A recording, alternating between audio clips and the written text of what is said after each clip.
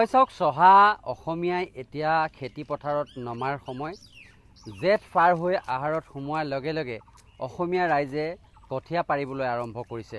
মই বৰ্তমান উপস্থিত আছোঁ ডিমুৰ গোধাবিলত আৰু মই দেখুৱাম এইসকল কৃষকে আচলতে আগৰ দৰে এতিয়া গৰুহাল দেখিবলৈ পোৱা নাযায় যদিও অসমীয়া ৰাইজে পাৱাৰ টিলাৰ লগাই তেনেধৰণে তেওঁলোকে কঠীয়া পৰা আৰম্ভ কৰিছে আৰু এই দৃশ্য এতিয়া একেবাৰে দুৰ্লভ হৈ গৈছে। দুটিমান কণমানি মই দেখুৱাব বিচাৰিছোঁ তেওঁলোকে এনেধৰণে মৈৰ লগত বোকাত খেলি থকা দেখিবলৈ পোৱা গৈছে। আজিকালি কিন্তু অভিভাৱকসকলে এনেধৰণে কণ কণ ল'ৰা ছোৱালীক বোকাত নামিবলৈ প্ৰায়ে বাধা কৰে।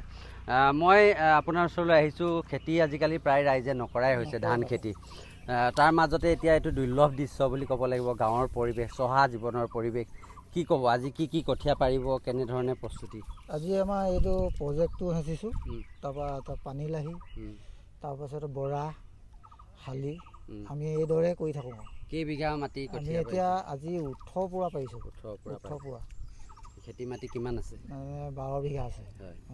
তাৰ লগতে আৰু দুজনে মোৰ পাৰি আছে এতিয়া লগতে মানুহ লগাইছে। মানুহ এই কাষতে দেখিছোঁ আপোনাৰ হয়তো সহধৰ্মিনী এনেধৰণে তেওঁ মই যি আমি কওঁ লাহতি, এই বস্তু এতিয়া বহুতে চিনি নাপায়। এইখন হৈছে লাহতি। এনেধৰণে পানী সিঁচি লাহনি কঠীয়া পাৰি থকা দেখিবলৈ পোৱা গৈছে। কেনেকুৱা খেতি আজিকালি মানুহে নকৰে? আমি কৰি ভালেই পাওঁ খেতি। বৰ্তমান খেতি আগৰ পৰা সৰুৰ পৰাই খেতিয়ে কৰি আছোঁ আমি। বছৰটো নিজৰ ধানে চাউল খাব পাৰে নে? পাৰোঁ, ধুনীয়াকৈ পাৰোঁ বছৰটো। বিক্ৰী কৰিব পাৰে নি? বিক্ৰী কৰা নহয় আৰু হ'লেও তাৰমানে ধুনীয়াকৈ বছৰটো হয়গৈ আৰু। পানী দুনি এইফালে বানপানী? এতিয়া বানপানীয়ে অসুবিধা নকৰে। মই দেখুৱাইছোঁ কণমানিকেইটাই সুন্দৰকৈ তেওঁলোকে খেলি আছে। ককায়েকক মৈত বহাই লৈ ভায়েকে টানিবলৈ চেষ্টা কৰিছে। কেনেকুৱা লাগিছে বোকাত খেলি? বহুত ভাল লাগিছে। আনকালে খেলিবলৈ পোৱা নাই এনেকৈ? পাওঁ কেতিয়াবা। এইটো এতিয়া কঠীয়া খেতি ছিজনতহে আমি খেলিবলৈ পাওঁ। ভাল লাগে? ভাল লাগে। আজি স্কুল নগ'লোঁ। আজি কঠীয়া পাৰিব যিহেতু, গতিকে এয়া এক অতি দুৰ্লভ দৃশ্য বুলি ক'ব লাগিব। গাঁৱৰ এটা চহা পৰিৱেশ আৰু এনেধৰণে এতিয়া ডিমুৰ এই গোধাবিলৰ কিছু লোকে এতিয়া খেতিত নমা পৰিলক্ষিত হৈছে।